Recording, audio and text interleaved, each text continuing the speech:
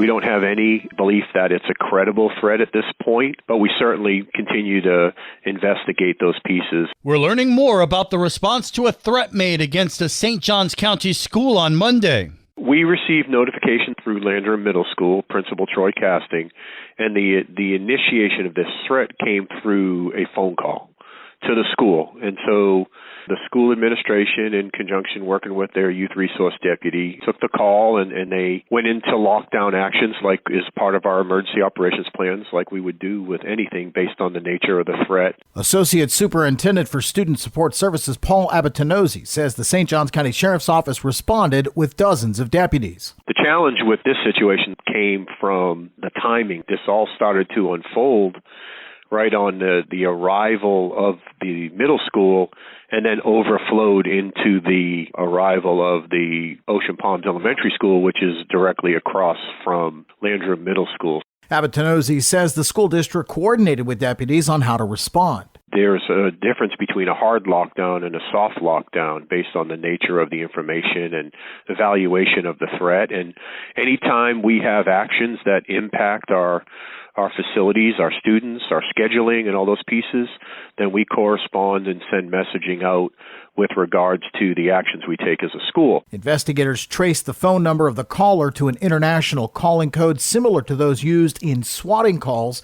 The sheriff's office is now working with federal authorities to identify a suspect. For St. Augustine's Local Morning News, I'm Daryl Moody. This local news is a service of your hometown Toyota dealer, Beaver Toyota US 1 St. Augustine, here to wow you. At their recent special meeting, the St. Augustine Planning and Zoning Board focused on flood mitigation strategies. St. Augustine's Planning and Zoning Board met to discuss creating criteria in the Land Development Code to incorporate more resilient types of construction and site development techniques in flood-prone areas.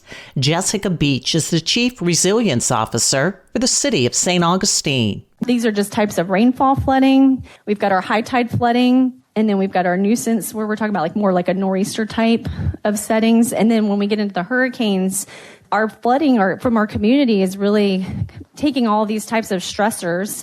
And when they happen and they coincide together, we get citywide flooding. It's going to potentially get worse over time. And we're trying to have a strategy as to how do we better manage this. Solutions were discussed, such as limiting the amount of fill dirt homeowners and developers can bring onto a property and curbing individuals from building walls on their property to keep water out. Buddy Scholand, the city's floodplain administrator. The CRS does give you points for prohibiting fill, and there's different point assessments that they give for that. They give up to 280 points within that.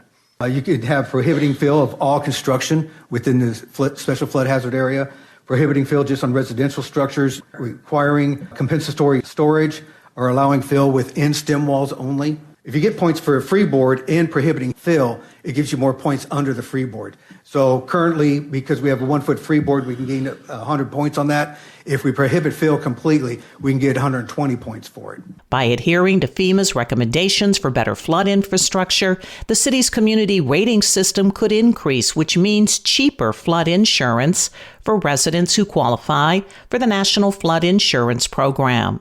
Before implementing any changes, the city will host public workshops in March, followed by a meeting in April.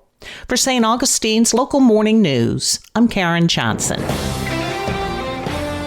It's filling up quickly, so we would encourage people to sign up as soon as they can. Fire Marshal for the City of St. Augustine, Abby Pedigo, tells Liz Ryan about a camp especially for girls. It's called the Spark the Flame Camp. It is a fire camp geared towards girls, and we are holding 2 days this year, 1 day for middle school girls and 1 day for high school girls. This camp will teach girls a lot of important skills. Confidence, empowerment. They will also learn about what we do as firefighters. Which means they'll get to do some really cool hands-on stuff. Truck company functions. They will get to rappel off of the parking garage. They will learn vehicle extrication and also CPR and how to use a fire extinguisher. Don't wait because it's first come, first serve. Applications are on the city website. www.citystateaug.com/sparktheflame. For St. Augustine's Local Morning News, I'm Liz Ryan. And now you're up to date with St. Augustine's local morning news. I'm Rich Carroll.